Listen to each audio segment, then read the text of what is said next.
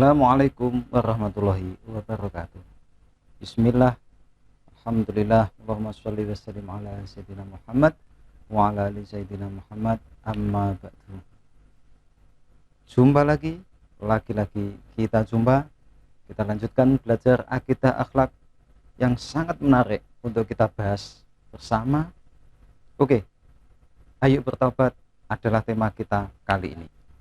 Pertanyaannya, apa syarat-syarat supaya taubat kita diterima, dan bagaimana cara kita bertaubat agar mendapat ampunan Allah Subhanahu wa Ta'ala? Bersama Nur Habib Mustafa, inilah pembahasan selengkapnya. Baik, kita awali dengan melihat kompetensi yang harus dikuasai oleh Anda semua, yaitu yang pertama nanti kita akan 1.3, yaitu menghayati pentingnya taubat sebagai fondasi perjalanan rohani yang harus dilakukan oleh setiap muslim. Kemudian nanti akan menunjukkan sikap jujur dan tanggung jawab sebagai implementasi pemahaman tentang taubat. Yang ketiga, menganalisis hakikat, syarat-syarat dan kedudukan taubat sebagai fondasi perjalanan rohani. Ini poin kita yang akan kita fokuskan di poin ketiga, dan juga poin yang keempat, menyajikan hasil analisis tentang hakikat, syarat-syarat kedudukan taubat sebagai fondasi perjalanan rohani. Baik, kita saksikan dulu. Ini peta konsepnya, bisa disaksikan, yaitu pertama kita akan bahas pengertian taubat, kemudian hakikat taubat, syarat-syarat taubat, kedudukan dan keutamaan taubat. Yang mana dari 5 item kegiatan ini, pemahaman 5 item ini diharapkan nanti akan muncul sebuah sikap jujur dan sikap tanggung jawab sebagai cerminan siswa madrasah. Oke, kita lanjut, kita mulai untuk pengertian taubat. Pengertian taubat berasal dari bahasa Arab tawaba, yang maknanya adalah kembali kepada Allah. Jadi bertaubat itu artinya kembali dari dosa, berpaling dan menarik diri dari dosa-dosa dan bertobat mohon ampun kepada Allah. Kemudian secara syar'i adalah meninggalkan dosa karena takut pada Allah, kemudian menganggapnya buruk, menyesali perbuatan maksiatnya, lanjut bertekad kuat untuk tidak mengulangi dan memperbaiki kembali amal-amal yang negatif menjadi amal-amal yang baik. Itu secara syar'i. Kemudian hakikat taubat. Apa sih hakikat taubat? Hakikat taubat itu adalah perasaan hati yang menyesal pernah melakukan perbuatan maksiat yang telah terjadi. Kemudian dia mengarahkan hati kepada Allah pada sisa-sisa usianya serta menahan diri dari dosa. Itu adalah hakikatnya taubat. Jadi penyesalan pernah melakukan hal yang negatif kemudian diganti dengan perbuatan yang positif. Itu hakikatnya. Kemudian syarat-syarat taubat itu apa? Syarat-syarat taubat adalah kita suplik dulu, kita lihat dulu pendapat Ibnu Qayyim. Imam Ibnu Qayyim mengatakan bahwa yang dilakukan ketika orang bertaubat itu adalah harus segera, tidak boleh ditunda. Ya, Ibnu Qayyim sekali lagi mengatakan yang namanya taubat harus segera dilakukan, tidak usah ditunda-tunda. Sebagaimana disampaikan, sesungguhnya segera bertaubat kepada Allah Subhanahu wa Ta'ala dari perbuatan dosa hukumnya adalah wajib. Apa? Segera dilakukan supaya karena kita tidak tahu apa yang akan terjadi dengan diri kita, apakah akan masih tetap hidup atau kemudian ajal menjemput, kita semua tidak tahu. Maka taubat jangan ditunda-tunda. Kemudian bahwa taubat adalah merupakan perbuatan dan perilaku untuk bertobat dari seluruh kegiatan, seluruh perbuatan maksiat yang pernah terjadi. Maka bertobat itu hukumnya menjadi wajib. Sekali lagi tidak boleh ditunda, dan itu mencakup entah dosa kecil atau entah dosa besar, sebagaimana disampaikan oleh Imam Nawawi rahimahullah. Jadi poinnya sama, bahwa taubat itu segera dilakukan dan kemudian jangan ditunda-tunda karena kita tidak tahu apa yang terjadi berikutnya.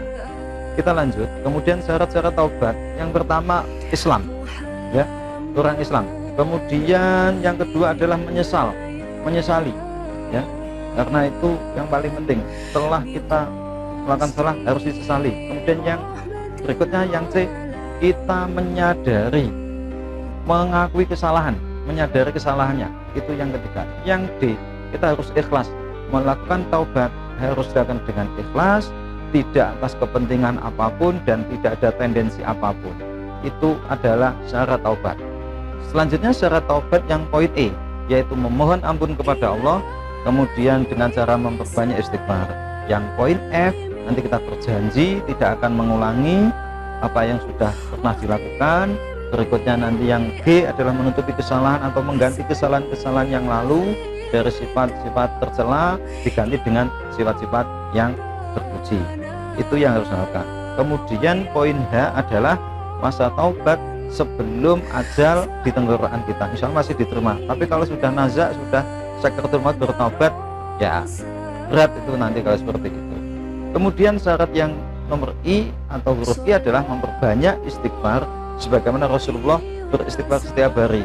Bertaubat dengan membaca istighfar 100 kali dan rajin sholat taubat. Itu yang dilakukan Rasulullah. Kemudian yang poin C, jika dosa berhubungan dengan orang lain, maka harus ada pernyataan bebas dari pihak yang dirugikan. Kalau ada salah dengan sesama, harus ada pernyataan minta maaf dan ada pernyataan pemberian maaf dari orang lain atau sesama dari kita. Kemudian kita ingat Syekh Abdul Qadir Jailani menyampaikan bahwa syarat untuk taubat itu adalah ada setidaknya tiga, yaitu menyesali, kemudian meninggalkan kesalahan, yang ketiga adalah berjanji tidak akan mengulangi lagi. Jadi bisa dicatat, bisa dipegang bahwa untuk taubat yang harus dilakukan menurut Syekh Abdul Qadir Jailani ada yang pertama menyesal, kemudian meninggalkan kesalahan, kemudian berjanji tidak akan mengulangi lagi. Itu. Berikutnya adalah kedudukan. Lalu bagaimana kedudukan taubat? Ya, langkah awal dan langkah akhir seorang hamba keduanya sangat penting. Itu kedudukan taubat. Jadi langkah awal sebelum dan langkah akhir sesudah itu sangat penting. Keduanya sangat penting. Itu sebagaimana kita kutip dari Ibnu Qayyim yang menjelaskan, nanti bisa dicek pada buku materi. Kemudian taubat yang sungguhnya itu adalah yang bagaimana? Taubat yang sungguhnya adalah taubatan nasuha. Apakah itu? Yaitu taubat yang meninggalkan dosa sekarang dan menyesali dosa yang telah dilakukan serta tidak mengulangi lagi di masa yang akan datang. Itu yang dimaksud dengan taubatan nasuha. Jadi bukan taubat istilah Jawanya yang kapok lombok, ya, begitu pedasnya hilang kembali lagi. Tidak seperti itu. Jadi taubatan nasuha itu adalah meninggalkan dosa, kemudian meninggalkan dosa yang sudah dilakukan, kemudian menyesali, dan kemudian diganti dengan perbuatan-perbuatan yang positif, yang baik. Keutamaan taubat, apa sih keutamaan taubat itu? Nah, orang yang taubat itu orang yang sangat baik, dia sangat mendapat keutamaan, bukan orang yang jelek atau orang yang gimana, tapi ini orang yang taubat itu memulai keutamaan. Apa saja?